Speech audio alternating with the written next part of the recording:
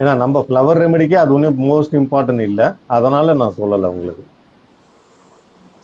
ஸ்திரம்னா சாலிடா நிக்கிறது, கல்லு மாதிரி நிக்கிறான்றாங்கல்ல, அந்த ரிஷபராசிக்காரங்களா மனசு பாத்தீங்கன்னா கல்லு மாதிரி இருக்கும். இந்த உபய ராசிக்காரங்களாம் 2 மைண்ட் இருக்காங்க, ஓட்ட வாய் சொல்லுவாங்கல்ல, அது எல்லாம் இந்த உபய ராசிக்காரங்க. இந்த சரராசிக்காரங்களாம் ஏமாந்தா போறோம், வச்சு செய்வாங்க இவங்க எல்லாம். சரி, ரைட்.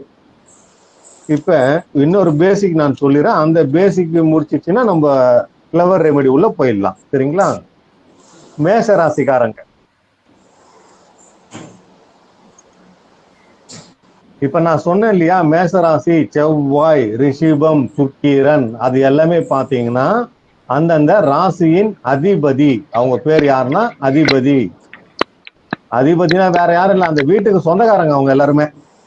மேசராசிக்கு சொந்தக்காரர் யாருன்னா செவ்வாய், ரிஷிப சொந்தக்காரர் யாருன்னா சுக்கிரன், மீனம் சொந்தக்காரர் யாருன்னா புதன். அப்படி அந்த வீட்டுக்கு சொந்தக்காரங்க, வீட்டின் உரிமையாளர்கள், ஹவுஸ் ஓனர், எப்படி வேணாலும் எழுதிக்குங்க.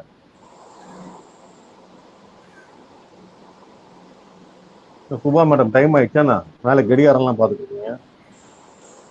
அதனாலதான் எங்க ஆபீஸ்ல நாங்க கடிகாரமும் வைக்கிறது இல்லை, எங்க கையில நாங்க கடிகாரமும் கட்டுறது இல்லை.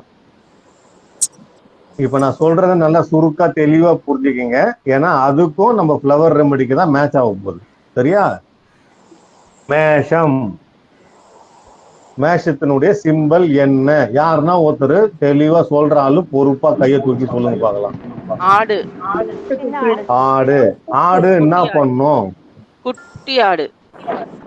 குட்டி ஆடு சுறுசுறுப்பா இருக்கும். சுறுசுறுப்பா இருக்கும். இப்படி சொல்லுங்க, சுறுசுறுப்பே வேண்டாம், துருதுருன்னு இருக்கும். துரு என்று. ரெண்டுத்துக்கும் வித்தியாசம் இருக்கு. ஆனா நீங்க யாரு என்கிட்ட பேசுறீங்கன்னு எனக்கு தெரியல. பட் ஏன் உங்க முகமே எனக்கு தெரிய மாட்டேங்குது. அதாவது துருன்னு இருக்கிறதுக்கும் சுறுசுறுப்பா இருக்கிறதுக்கும் வித்தியாசம் இருக்கு. கரெக்ட்?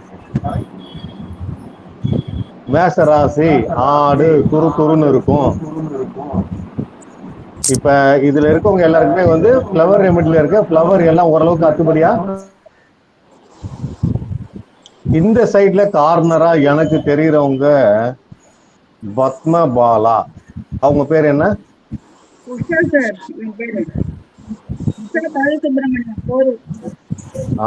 போரூர். அப்படி சொல்லுங்க. ஒரே ஒரு முறை தான் உங்களை பார்த்தேன், அடையாளமே தெரியல எனக்கு. சரி, மேஷ ராசி, ஆடு துருன்னு இருக்கும். துருன்னு இருக்கும்னா ஃப்ளவர் ரெமெடியில ஒரு மலர் இருக்கிறது, அந்த மலரினுடைய பெயர் என்ன? அப்ப மேஷராசிக்கு இம்பேஷன் வருதா? மேஷராசிக்கு இம்பேஷன் கட்டாயம் வரும். ஒரு கார்னர்ல எழுதிக்கிங்க, ஒரு தனி பேப்பர்ல எழுதிக்கிங்க. இப்பதான் நம்ம முக்கியமான ஒரு சப்ஜெக்ட் உள்ள நுழைய போறோம். ஆடு எப்படி இருக்கும்? துருன்னு இருக்கும்.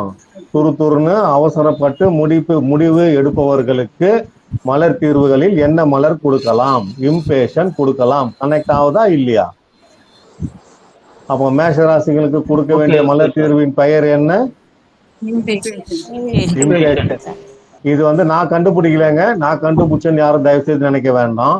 இது எல்லாமே டாக்டர் எட்வர்ட் பர்ச் கண்டுபிடிச்சு வச்சுட்டாரு ஆல்ரெடி.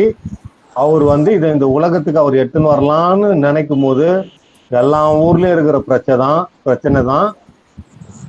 இப்படி சொன்னா உங்களுக்கு ஈஸியா புரியும். நீங்க மலர் மருத்துவம் படிக்கிறேன், நான் அதுல பெரிய ஆள் ஆக போறேன், நான் பண்ண போறேன்னு சொல்லும் போது முதல்ல நம்ம வீட்டுல இருக்கிறவன் நம்ப மாட்டான். முதல்ல நம்ம வீட்டுல இருக்கிற அண்ணன் தம்பி, புருஷன், பொண்டாட்டி, வாட்டவர், இதுங்க எதுவுமே நம்பாதுங்க. அதே மாதிரிதான் டாக்டர் எட்வர்ட் பர்ச்சுக்கும் இந்த மாதிரி ஒரு சூழ்நிலை ஏற்பட்டது. அவர் வீட்டிலும் நாட்டிலும் குடும்பத்திலும் அவர் தெருவில் இருக்கிறவங்களும் அவரை வந்து நம்பல. பட் இன்னைக்கு வேர்ல்டு வைடு முழுக்க அமெரிக்கால அங்கீகாரமே கொடுத்துட்டான், பேட்ச் ஃப்ளவர் பண்ணலாம், எந்த பெட்டி கடையா இருந்தாலும் பெரிய கடையா இருந்தாலும் பேட்ச் ஃப்ளவர் விற்கலாம்னு சொல்லி அப்ரூவல் கொடுத்துட்டான் யூஎஸ்ல.